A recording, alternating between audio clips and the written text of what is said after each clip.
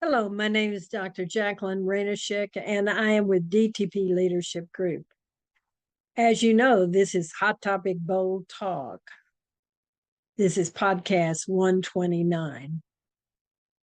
I've thought about this for a long time. What in the world would possess someone to vote for Trump and then have to live through what is happening right now? So I've titled this podcast, "You May Have Voted for Trump, but did you approve this?" Now, I've been hearing a lot of people say, I did not vote for this when I voted for Trump. Now, I am sure that I cannot list all the statements that people would make about the reasons they voted for him. Well, what they do, but they are saying is their lack of approval for what Trump is doing in his second term. So I want to take a moment and talk with you about, and I don't care, and it doesn't matter which political party you're a part of. I want you to go with me and walk through what's happening right now in America. I want to invite you to ask yourself honestly, is this what you wanted? Is this what you voted for? Or is this a betrayal of everything you hoped for when you cast your vote if you voted for Trump? Now let's look at the facts one by one. And I want you to ask yourself, did I vote for this? Is this what I wanted? So I want you to ask yourself those questions. Musk is eliminating masses of jobs in the United States government with no consideration of what the government does for the citizens of the United States. He's not considering the impact on hundreds of thousands of people without jobs or the impact on the economy in the U.S., because all these firings are definitely having an impact. It's not just tariffs. Here's the second point, and then I won't number them after that, but because there's so many. But Trump never takes responsibility for any action that Musk has done or others in his administration when they've messed up. Trump chooses to put out lies about what happened, or he attempts to explain away the actions of the people in his administration. Musk helped buy the presidency for Trump by paying out millions to create misinformation that would get Trump elected. Musk is attempting to buy the Supreme Court election in Wisconsin for his preferred candidate. Now, he didn't win, but that's a fact. So did you vote for that? Trump withholding aid to save children in various countries throughout the world that will die due to his stopping the funds. Musk is lying that there have been no deaths, which is not true since there have been deaths of children and women. Trump using money to bribe universities to let him supervise what they teach and how they manage their school population, or they do not get the federal funding. I think the federal funding is our money as Americans, not Trump's. Millions of people rely on medical devices like hearing aids or insulin pumps, and they're going to face high prices due to Trump's tariffs. The United States government has been instrumental in the development of life-saving drugs for decades, including treatment for cancer and Alzheimer's, heart conditions, and arthritis, COVID-19 and HIV, and more. Every single one of these 210 drugs that were approved from 2010 to 2016 were built upon the National Institute of Health's funded research.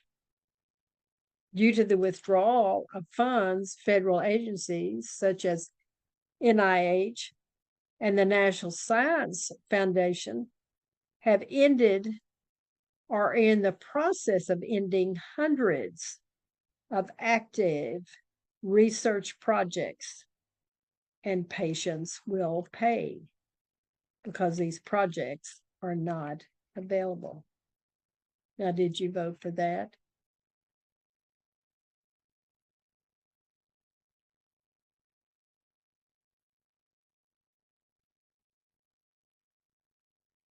Do you want your children to learn how to avoid responsibility? And do you believe it's acceptable to blame other people as Trump and Musk and mega Republicans do? Are these the types of people you want to model your own behavior after? Or have you even considered whether you want your children to behave the way they do?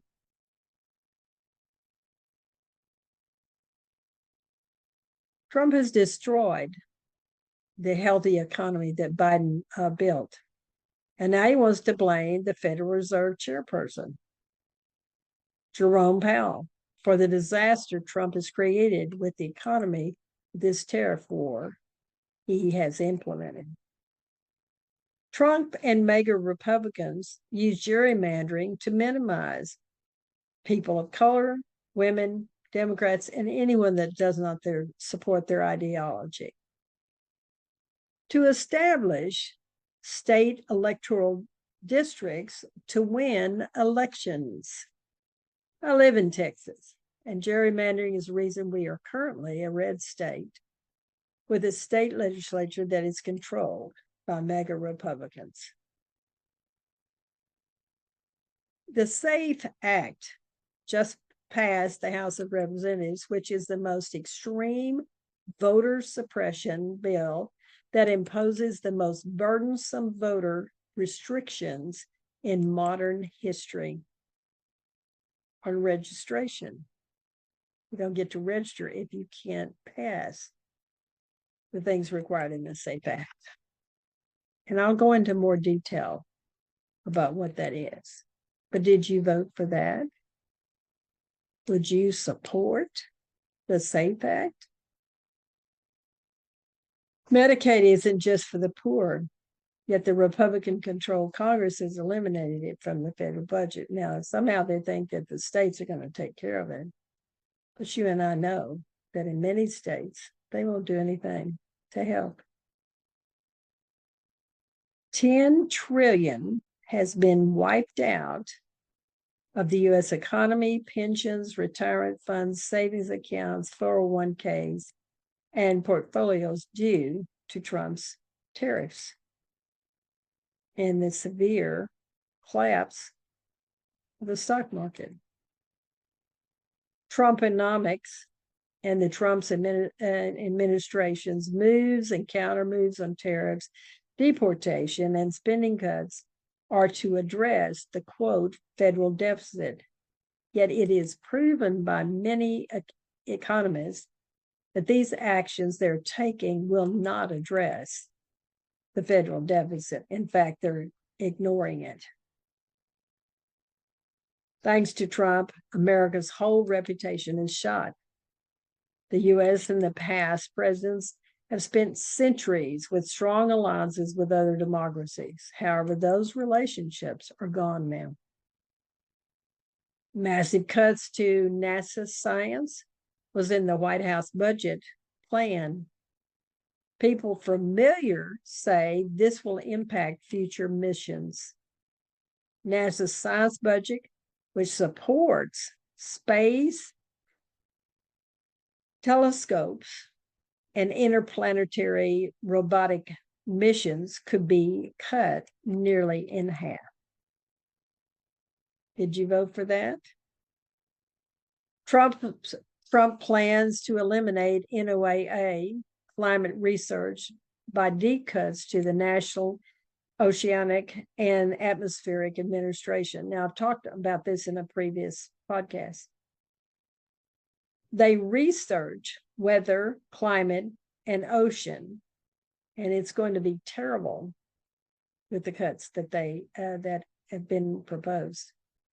Imagine what will happen when Trump and Musk eliminate labs and reduce their budget by 27%. The comments are that this is in misalignment with the will of the American people. This will devastate global climate science and make weather forecasts less accurate.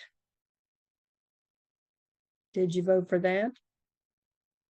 Stock market has crashed more in Trump's second term than past presidents. Yet Trump promised an economic boom, and that certainly is not what is happening.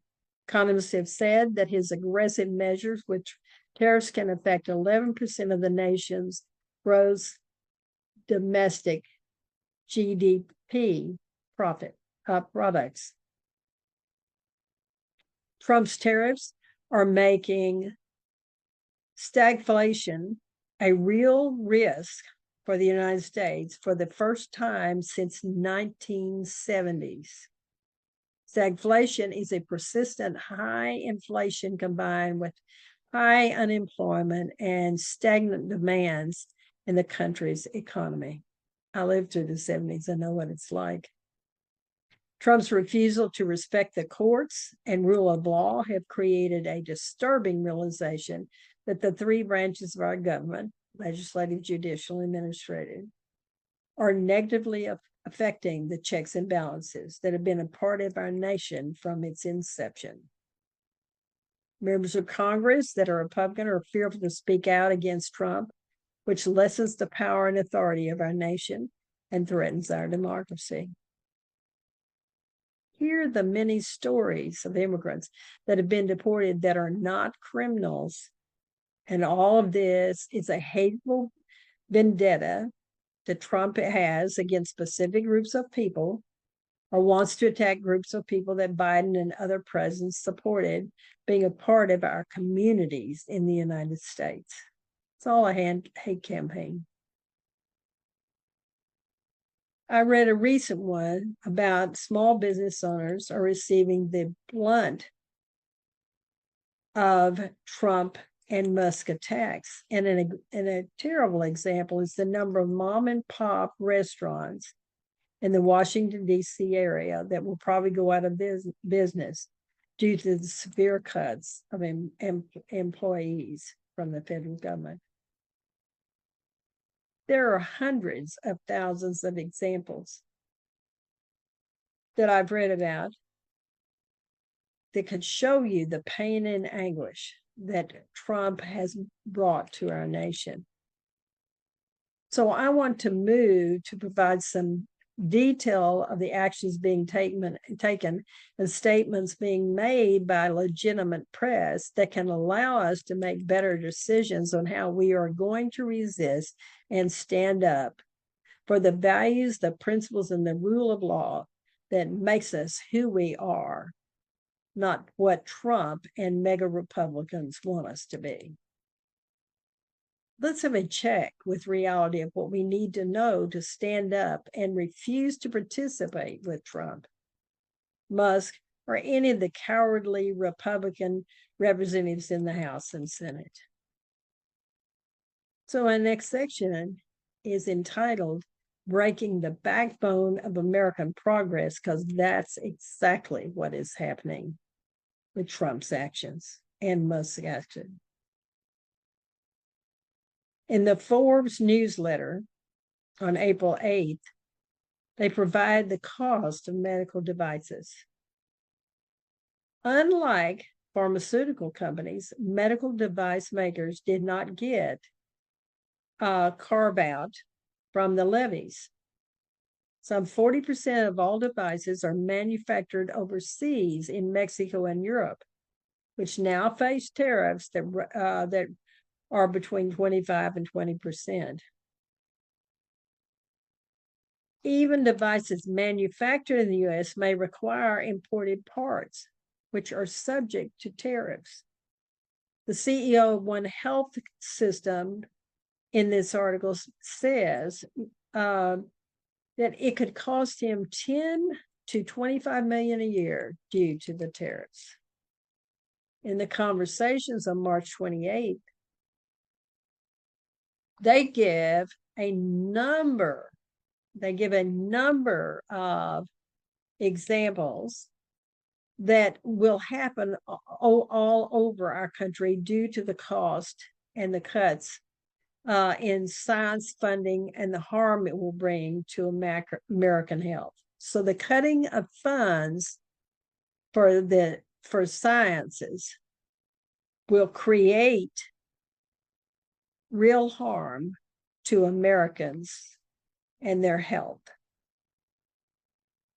They're seeing firsthand the effects these cuts are having on the scientific work that leads to breakthroughs. Let's consider just a few of the medical advances that have benefited us from federal support. They suggest this could clarify what benefits Americans are at risk of losing. So those of you that don't read, don't pay any attention to what's going on in Washington, then you are missing the opportunity to understand what you're about to lose. I live in Texas, where we have MD Anderson, which is a world-renowned cancer center. Without federal support, the essential medical breakthroughs patients really need will pay the price. I've read and heard multiple examples of people that are genuinely concerned about their research study that is keeping them alive will be terminated due to the lack of federal funding. This is about people's lives. It's about many, many things, not just simple things that you may be hearing from one of the less than legitimate news systems like Fox News or some of the conspiracy theorists that put out misinformation. Bill Penzies is a great activist who owns Penzies Spices, and he has some excellent comments in his March 30th newsletter. He says, on 11/5/24, we really were asleep. We had no idea just how far Musk and the rest of the media-owned billionaires have progressed in rewiring our social media to amplify pro-Trump misinformation and drowning our actual economists, environmental scientists, and all the rest who have the knowledge we need to make good choices for our future. So there was the drowning of those voices that would truly let us know what was happening. And it was purposeful. Penzies has many stories in this article that give you a clear picture of what Trump is doing. I've chosen a few. He says, here's our chance to let Republicans and the rest of the world know Americans don't want America to end, that the needless chaos and cruelty and relentless incompetence we've witnessed since the inauguration is nothing like what the vast majority of us voted for. And it's only getting started. On 11/5/24, in so many ways was like 1/6/21 and the attack on America. They are identical if you will look at them. This one is just lasting longer. There's a story of the man, he tells, that was tasked to plan that attack. On receiving praise for his overwhelming success, his response was that he feared all they had achieved was waking a sleeping giant. And this is exactly what was wakened with Trump's return to the White House. America's come too far to ever go back to openly hurting all those who anyone can find a way to categorize as a minority. We aren't going back to the 1950s. And the 1950s weren't actually the greatest time for most Americans. November 6th election was hard. All that Trump, Musk, Project 2025 have unleashed since the inauguration is even harder. So much cruelty. Much of the point to the cruelty is to leave those who actually care about America broken. They hope that we will lose hope, and we are so broken that we will resist. Well, I'm not there, and I hope you're not either. This week, I received Penzie says, this week I received an exceptional, well-written email from a second-generation Penzie's customer working for the state of Wisconsin, trying their best to keep Milwaukee's homeless veterans alive. They're struggling with how they can continue to do this without federal VA workers Trump and Musk fired to make way for the billionaires to live free from paying taxes. If we get everyone voting, the message will be clear that everyone really still wants America to remain America, Penzie says.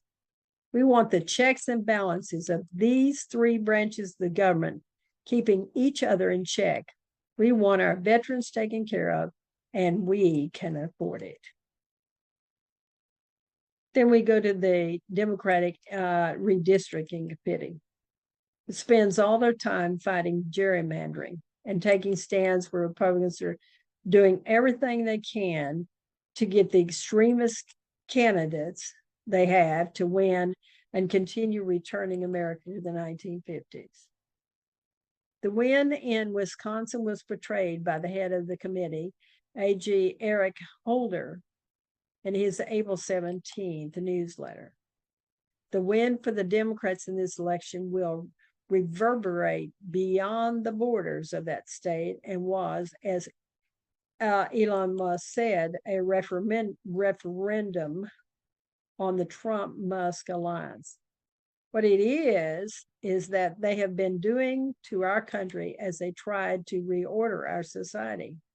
Is something we all must face, and now, thank goodness, the people of Wisconsin made it very clear. You don't get to buy a seat on our Supreme Court. Holder warns us, though, the threat goes far beyond the borders of Badger State. Trump and MAGA Republicans have made it clear they have no intention to protect the American people. They would rather weaponize the law for their own selfish gains, and they will further weaponize the law for their own selfish gains to further their extremist agenda, all at the expense of the working class people. In the week of March 28, 2025, David Brooks from the New York Times has a short article. The U.S.'s reputation is ruined. The allies that have been rejected no longer blame Trump alone, since Americans reelected him and thus chose to abandon our ideals. Europeans are now reorganizing their defense program, knowing the U.S. support of NATO is effectively over. China will eventually exploit our isolationism. They'll have a great message. China will be able to say Americans betray its friends. China will seek to make them friends. And Americans may again recognize that our alliances with other free nations are actually the source of America's long-term might. Austin Weatherford with Bright America provided this information in his newsletter on April 12th. Congress just passed the most extreme voter suppression bill in modern history. What does the SAFE Act do? 1, it's going to ban online and mail-in registration. 2, require you to show original citizenship documents in person. U.S. passport, which is $165, and most Americans do not have a passport.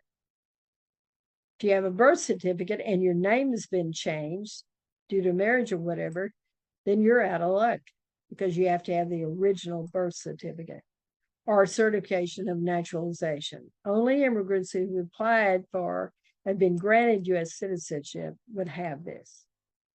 If you don't have one of these on hand, you wouldn't be able to register to vote.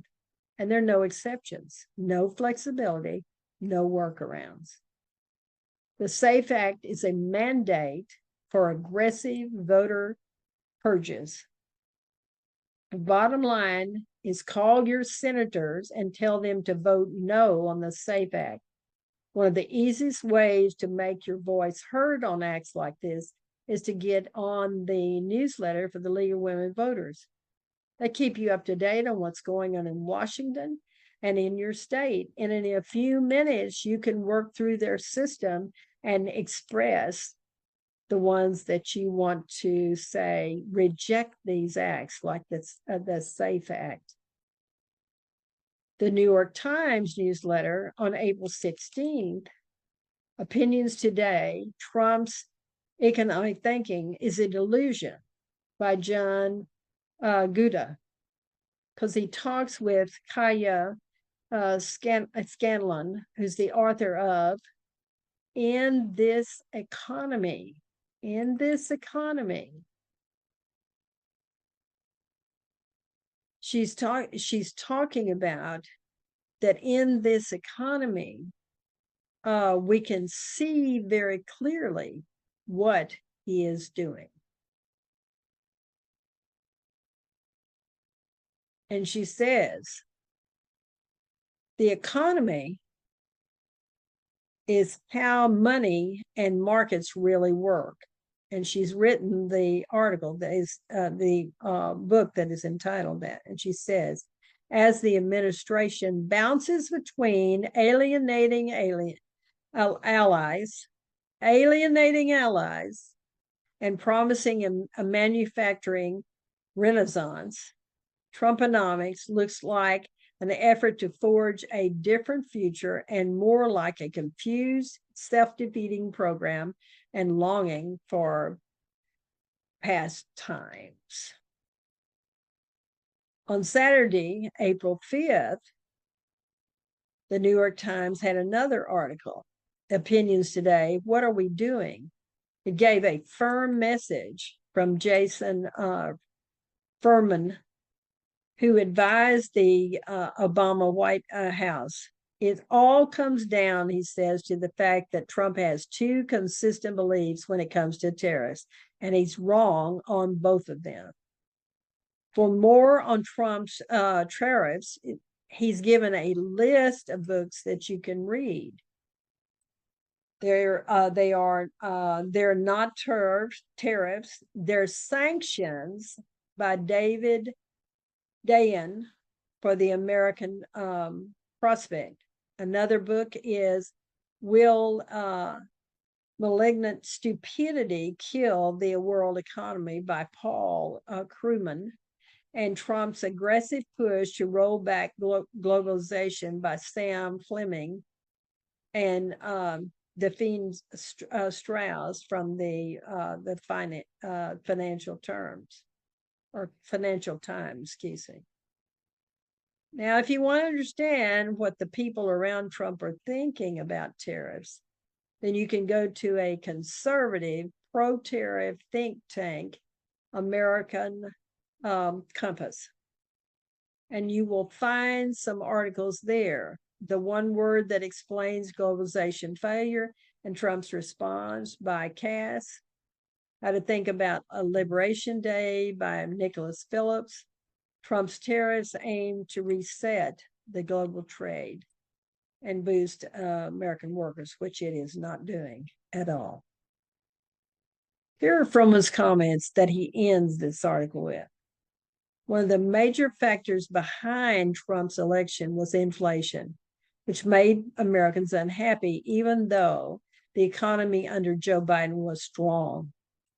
As my colleague David Wallace Wells writes, many tech and business leaders shift toward Trump in part because he promised an economic boom. They never imagined that he would follow through with these peculiar campaign promises concerning broad tariffs. So I want to conclude this podcast by saying, as citizens of this country, we must ask ourselves, where do we draw the line? When we vote, did we sign off on corruption, cruelty, and the collapse of truth? The erosion of our economy, our global standing, and our moral compass? Our moral compass is not accidental. It is a result of choices made. And if we keep silent and don't say anything about it, then we're participating in the choices that have been made.